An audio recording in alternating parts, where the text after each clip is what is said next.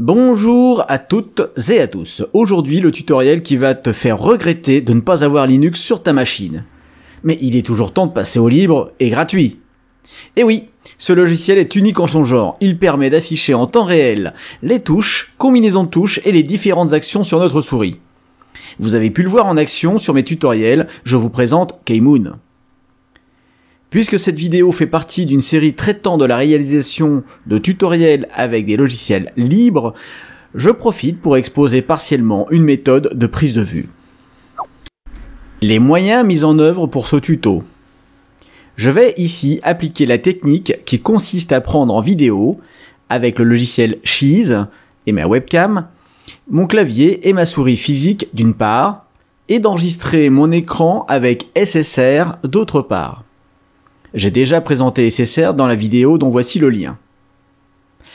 Voici donc un schéma de la prise de vue. SSR et Cheese fonctionnent simultanément. Vous pouvez voir sur cette première photo mon bureau avec la représentation du cône de prise de vue de ma webcam d'une part et son affichage dans le logiciel Cheese. Voici une capture d'écran montrant SSR, Cheese et Kmoon en action. SSR enregistre mon écran d'ordinateur, Cheese le flux vidéo de ma webcam, et Kmoon la représentation du flux clavier-souris affiché directement sur mon écran. Le montage se faisant sous Blender avec un masque statique conçu sous GIMP, la synchronisation des vidéos se fera grâce à la juxtaposition des différentes courbes audio. La partie montage vidéo d'un tuto sera vue ultérieurement en détail dans de prochaines vidéos. Mais voici une copie de Blender et son module VSE afin de vous mettre l'eau à la bouche. Installation. L'installation se fait depuis la Logitech sur Ubuntu, donc rien de plus simple. Si vous souhaitez l'installer manuellement, vous pouvez trouver les fichiers d'installation sur le site du développeur au format Debian.deb, ainsi que des formats compressés, zip et tar.gz. Votre ordinateur ne fonctionne pas sous Linux ? Malheureusement, il ne vous sera pas possible d'installer Kmoon.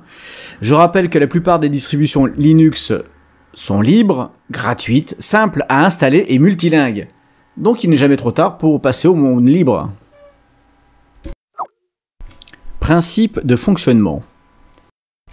Lançons Kmoon et faisons-en le tour. Kmoon est immédiatement opérationnel. Comme il s'affiche à l'écran, il fera partie de la capture de celui-ci. Vous constatez que Kmoon affiche spontanément les touches et les actions sur les touches et molettes de la souris. Effectuons un clic avec le bouton de droite de la souris pour accéder au menu contextuel. Le premier item permet l'affichage de la barre des titres. Le menu Settings va particulièrement nous intéresser. Il est à noter quelques erreurs de francisation du logiciel. Sur le premier onglet, nous pouvons activer ou désactiver l'affichage de la souris, les touches majuscules, Shift en anglais, Control, Meta et Alt. Et bien sûr, les différentes touches du clavier allant de 0 pour aucune à 4. Je ne garderai qu'une touche pour ma part. Voyons le second onglet appelé MISC. Ici, on va pouvoir régler quelques paramètres supplémentaires. Je vous parlerai de certains. Highly Visible Click est un cercle qui entoure le pointeur de la souris et qui tente de le suivre. Je désactive cette option qui bug. Windows Décoration fait planter Cinnamon. Je ne l'active pas non plus. Backgroundless fait apparaître le fond de Kmoon. Cette option rend impossible le déplacement de Kmoon. Only Key Combinaison ne fera apparaître que les combinaisons de touches. Les touches seules seront ignorées par Kmoon. Scale permet le dimensionnement d'affichage du logiciel. Key Timeout, c'est le temps d'affichage des touches par Kmoon, en secondes. De même que Mouse Timeout est le temps d'affichage en secondes des actions sur les boutons et molettes de la souris. thème permet de choisir l'apparence de l'interface et donc est une question de goût.